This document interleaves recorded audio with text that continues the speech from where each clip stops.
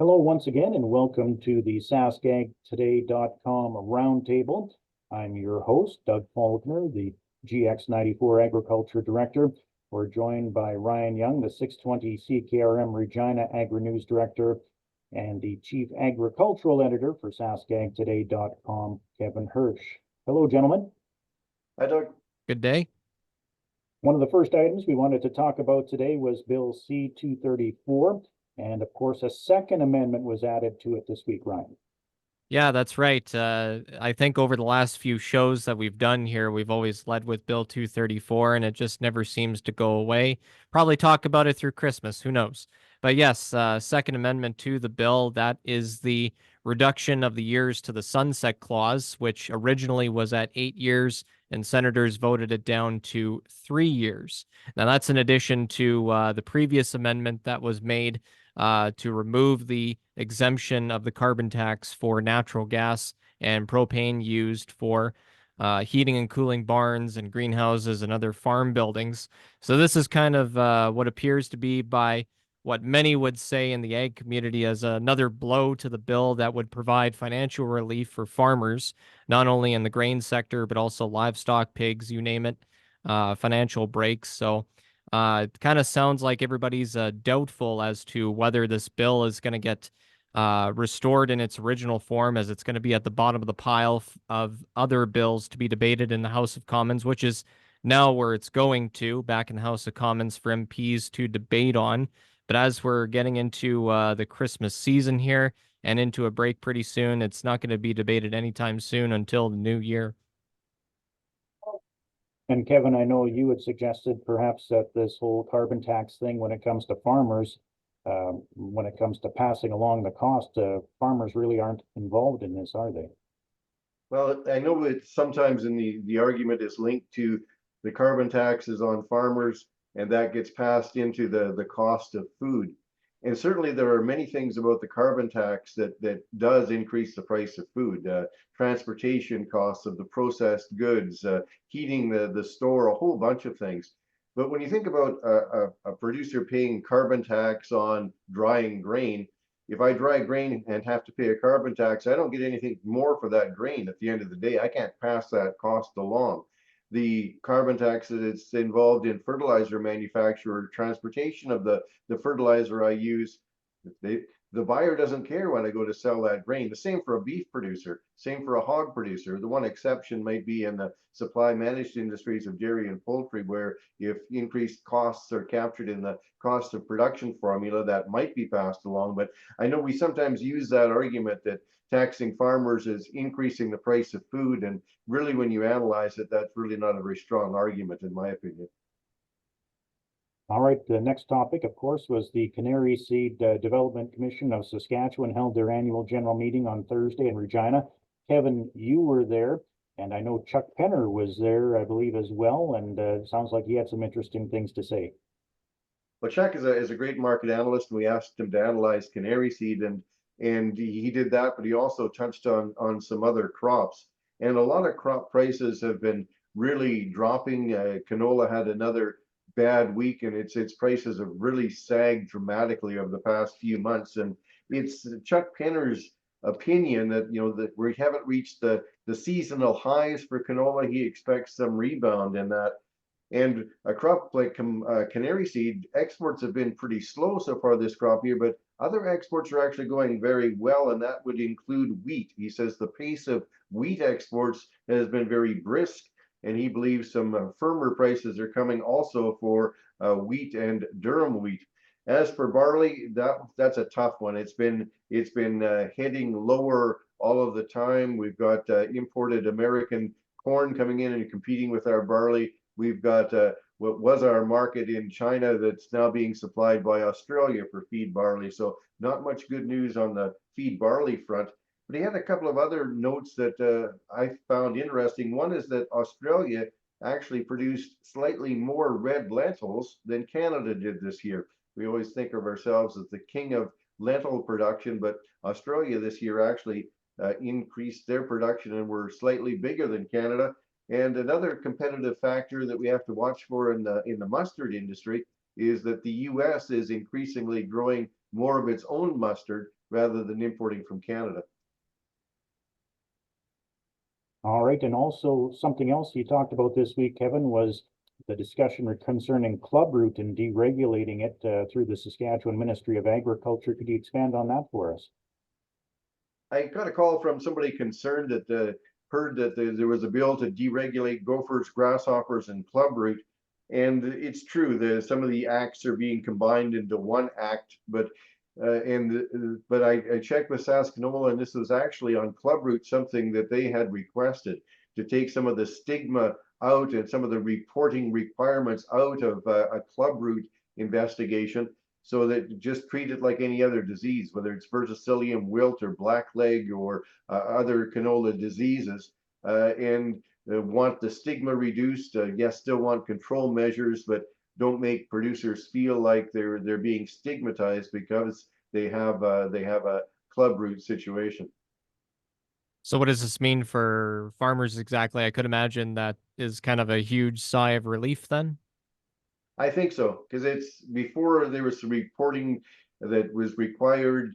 Your RM, rural municipality, might be able to actually put in bylaws since it was a regulated pest, and now it's considered a disease like any other. And I think our knowledge and our control of clubroot has really improved. They have to work at it. They continue to stay ahead of clubroot issues by continuing to get clubroot resistant varieties, and although the species keeps mutating, they seem to be able to keep ahead of it. I don't think it's the disease that is to be feared quite as much as a few years ago when the first cases were discovered in Saskatchewan, but they've certainly had a serious problem in Alberta, especially in that area north of Edmonton. So I guess this would mean it would just be kind of in the same group as like verticillium stripe and blackleg when it comes to canola crops. That's right, exactly. Whether it's sclerotinia or blackleg or the new one, verticillium stripe, it's just going to be treated like a disease of any other. And good advice, and work with your agronomist and other information sources to deal with it the best way and monitor it the best way possible. Well, speaking of weeds, Kevin, I understand you heard some discussions about kochia weed this week as well. Yeah, there was an agronomy update that tuned into much of it, and one of the fears I have, being from southern Saskatchewan, I think we should almost call it the southern Saskatchewan Christmas tree, is kochia weeds. Man, they're everywhere, particularly after some dry years. And glyphosate resistant, group 2 resistant, they're now 4 or 5 groups they're resistant to. A lot of us have turned to group 14 products such as heat or AIM or sulfentrazone, which is authority to control kochia, and those still work, but they've now discovered group 14 resistance in west central Saskatchewan, and also some confirmed cases south of the US border. So kochia is getting to be more and more difficult to control, and if you look at how glyphosate resistance in canola has increased over the past decade, it won't be too many years until group 14 products won't be effective as well. So I think there's a real need for all sorts of cultural and mechanical and maybe some new chemistries and more and more herbicide layering. It's going to be a real tough weed to keep in track of, and it seems to be spreading into more northern areas as well. All right. And Ryan, Farm Credit Canada put out a news release this week that you followed up on regarding, I guess, inputs and outputs and all that sort of thing. Can you fill us in on that? Yeah, for sure. Farm Credit Canada and their series of reports that they've done over the last few weeks. This one talks about the agricultural productivity and how to improve on said productivity over the next decade or so, and how big of an opportunity that is for the agricultural sector. So they looked at over the last few decades, starting in 1970 and going all the way to projecting into 2030. Between 1970 and 2010, agricultural productivity steadily increased, and peaking in the 2001 to 2010 period of around 2.1%, and then decreasing from 2011 onward. Between 2011 and 2020, productivity decreased 1.4%, and then they're projecting the productivity to decline again by 1% from 2021 to 2030. Now, of course, we need to know what the heck, inputs and outputs and productivity is. They defined that as how much inputs are used compared to how much output is produced. So your inputs include labor, capital, land, and material like your fertilizer or feed that you're going to use. And the outputs include the crops, livestock, and other agricultural products produced. So your productivity level increases when your outputs are greater than your inputs, to simply put it that way. And there's a lot of challenges too that come with it, not to mention any sort of government policy, Paris Accord climate commitments. One of them is from the Paris Accord to decrease emissions by 6% in the agricultural sector, and United Nations Zero Hunger Goal. And the population of the world also projected to increase near 10 billion by the year 2050. So those are some of the challenges that is facing agricultural productivity. And there's a lot of ways to increase that agricultural productivity. A lot of them are actually being done right now, like precision agriculture, better irrigation techniques. Those are a few ways. Enhanced nutrient management, such as the 4R principles, improved animal genetics, herd management, and all that sort of thing. One of the people that I had a chance to talk to and interview, he was a person that kind of manages the people that did the report, his words, not mine, Christian Regasami, to be exact. He was saying if Canada manages to increase its agricultural productivity to around 2%, it can add as much as $30 billion in net income over the next 10 years. Kind of interesting stuff. I know agricultural productivity and how to make things better is always a discussion within the ag industry. Kevin, I'm sure you've heard about it in your years within the sector. Yeah, and I think the number of the things you mentioned there are directions that we need to go. Precision agriculture, more precisely variable rate application is part of it. Better irrigation is part of it.